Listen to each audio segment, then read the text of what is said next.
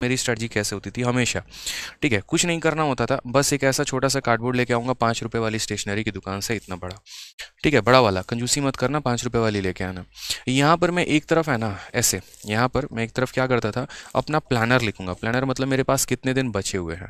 जैसे मानो मैंने 1 मंथ का शेड्यूल बनाया है, या 2 मंथ का शेड्यूल बनाया है, या 3 मंथ का बनाया है, तो यहाँ पर दिन लिखे होते थे 1, 2, 3, 4। हो सकता है बहुतों को बेफिजूल लगे, हो सकता है बहुतों को इंटरेस्टिंग लगे, क्योंकि तरीके बदलते रहा करो, उससे मोटिवेशन मिलती है, थोड़ा अच्छा लगता है, ठीक है। ऐसे कर करके मानो मैंने 45 डेज के शेड्यूल बनाए, तो 45 दिन तक मैंने यहाँ कर दिया, ठीक है। उसके बाद मैंने यहाँ टारगेट बनाया कि इन 45 दिनों में मुझे क्या करना है। तो इन 45 दिनों में जैसे मानो मैथ्स है, तो मैथ्स का मुझे यहाँ पर चैप्टर है प्रॉफिट परसेंटेज हो गया, फिर यहाँ पर प्रॉफिट एंड लॉस हो गया, फिर यहाँ जैसे मानो टाइम एंड वर्क हो गया, फिर मानो SICI हो गया। ऐसे करके मैंने 4 चैप्टर यहाँ लिख दिए हैं। एक एडवांस का भी बीच में लगा दो, ताकि अरिथमेटिक एडवांस साथ में चलते रहे, ठीक है। यहाँ पे कोई दिक्कत की बात है। अब उसके बाद जैसे मानो ये मैंने यहाँ लिख दिया, उसी तरीके से मैंने यहाँ क्या किया, इंग्लिश की भी स्ट्रेटजी बना ली कि भैया वोकैब में हमको 100 यहाँ पर कम से कम 300 जो है, 45 दिनों में 300 तो बहुत कम है, 300 साइनो एंटो, 300 वन वर्ड यहाँ करेंगे, 300 यहाँ पर इडियम फ्रेज करेंगे। इस तरीके से 1000 का आपने टारगेट बना लिया, ठीक है। ग्रामर में भी इसी तरीके से आपने अपने आप के 3 चैप्टर असाइन कर दिए। उसी तरीके से आपने अपने रीजनिंग की स्ट्रेटजी बनाई, उसी तरीके से आपने अपनी GS की स्ट्रेटजी बनाई। अभी मैं सिर्फ एक चार्ट पेपर में थोड़े थोड़े बात कर रहा हूँ कि करना क्या है, ठीक है। मेरा दिन जैसे जैसे बीतता था ना, जैसे मान लीजिए कि मेरा दिन आज पहला दिन मेरा बीत गया, मैं इसको काटूंगा यहाँ पे। पता है ये काटने का एक साइकोलॉजिकल इफेक्ट होता है।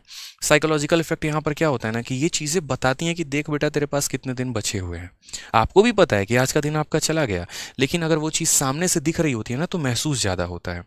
समझ रहे हैं? जैसे आप लोग अक्सर देखिएगा कि अगर आप मोबाइल से किसी को पेमेंट कर देते हैं ना, या ऐसे समझ लीजिए आपके मोबाइल में 1 लाख रुपए आ गए, आपको कुछ ज़्यादा फील नहीं आएगा। लेकिन अगर मैं 100 रुपए की मात्र 10,000 की गड्डी आपके हाथ में ला के दे दूँ ना, तो वो पैसा फिजिकल है, आपके सामने है, वो दिखता है, अरे बाप रे इतना पैसा है। 1 लाख रुपए अगर मानो 10-10 रुपए के नोट ला के 1 लाख दे दिए ना, इतना सारा हो जाएगा, अरे बाप रे इतना 1 लाख रुपया होता है। फिजिकल चीज़ें ज़्यादा प्रभावित करती हैं इंसान को, क्योंकि वो दिमाग पर ज़्यादा प्रभाव देती हैं। तो ये जो चीज़ें हैं ना, जब आप लिखते हैं तो आपको यहाँ दिखता है, अरे यार मेरे दिन कम हो रहे हैं। ये मेंस वाले बच्चे को भी करनी चाहिए, प्री वाले बच्चे को भी। और फिर उसके बाद तब यहाँ कट लगाया करो, परसेंटेज खत्म तो परसेंटेज पे कट लगा दिया, प्रॉफिट लॉस। इससे पता है क्या होता है, इससे एक और चीज़ का सबसे बड़ा जो फायदा होता है ना, वो मेरे भाई इसके जो बेनिफिट्स होते हैं वो यहाँ पर ये होते हैं कि आप अपने आप का आकलन कर पाते हैं, आप बहुत अच्छे तरीके से सेल्फ एनालाइज कर पाते हैं। इससे क्या होता है, हो सकता है आपका एक टारगेट आपका फेल हो जाए, लेकिन दूसरा टारगेट बनने में काफ़ी सहायता मिलती है। आपको पता चल जाता है कि यार 45 दिनों में मेरी औकात कितनी है, मैं कितने मैथ में चैप्टर लगा सकता हूँ, कितने इंग्लिश में कवर अप कर सकता हूँ, कितने रीजनिंग में। क्योंकि आज भी तो आप देखो ना यार, 1.5 साल हो गया तैयारी करते, 1 साल हो गया तैयारी करते, 1000 वोकैबलरी आपको याद नहीं है। तो कम से कम ये तो बताएगा कि तुमने 45 दिनों में क्या कमाया है।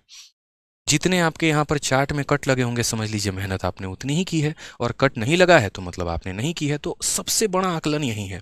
क्यों जाते हो किसी और की वीडियो देखने स्ट्रेटजी की, क्यों जाते हो कुछ और करने? सिंपल यहीं से फोकस मारो ना यार, अपना एनालिसिस करो ना, ठीक है। तो इस तरीके से जो है आप काम कर सकते हैं अपना शेड्यूल बना के, ठीक है। साथ में यहाँ पर जो है कुछ नोट भी लिख सकते हैं। नोट यहाँ पर क्या लिख सकते हैं, अपनी चीज़ों के बारे में। जैसे मानिए आपने पढ़ाई की, आपको लगा यार ये जो वाला जो पॉइंट है ना और कवर अप कर लेना चाहिए, जैसे फॉर्मूला बुक है वो भी थोड़ा सा देख लिया। जैसे मानो हो सकता है कोई मॉक टेस्ट दिया, कुछ अच्छा क्वेश्चन लगा, तो उसके लिए एक स्पेशल डायरी बना ली, उस डायरी का यहाँ मेंशन कर दिया। तो ये ऐसे बहुत रामबान तरीके से इस तरीके से चीज़ें साबित होती हैं। मैंने हर बार मतलब हर 2-2 महीने पर मेरा चार्ट टेबल जो है वो बदलता रहता था, ठीक है। मैं कभी फुर्सत में फोटो दिखाऊंगा आपको यहाँ पे, ठीक है। तो इससे हमारा बहुत ज़्यादा बेनिफिट होता है, इस पर काम करो आप। क्योंकि देखो आपकी गलतियां आपको पता है, आपकी अच्छाइयाँ आपको पता है, ठीक है।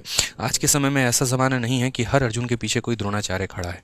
मेरे लिए यहाँ पर लाखों अर्जुन है, उनके लिए द्रोणाचार्य मैं ही हूँ, ठीक है। तो यहाँ पर सब पर एक एक चीज़ नज़र नहीं रखी जा सकती है, लेकिन हाँ जो मैं यहाँ पर बातें बताऊँगा, अगर उसको हमारे अर्जुन लोगों ने फॉलो कर लिया, तो यूँ समझ लीजिए कि जो नौकरी है वो सीधा से मछली की आँख ही है, और निशाना वहीं पर रखना है आपको, ठीक है। तो इस तरीके से मेहनत करते रहो अच्छे से, कुछ भी इम्पॉसिबल नहीं है। मेरा मानना है अगर मेरा जैसा जो है डम्ब व्यक्ति, जिसके स्कूल में काफ़ी कम नंबर आते थे, अगर वो इस मुकाम तक पहुंच सकता है, तो आप तो यार बहुत होशियार हैं, ठीक है। क्योंकि आपके साथ मैं हूं शुरू से, और आपकी अपनी मेहनत भी है, तो आप तो बहुत आगे जा सकते हैं। देखो वीडियो अगर पसंद आए तो बिल्कुल लाइक तो करना ही करना है, और चैनल को सब्सक्राइब भी करना है।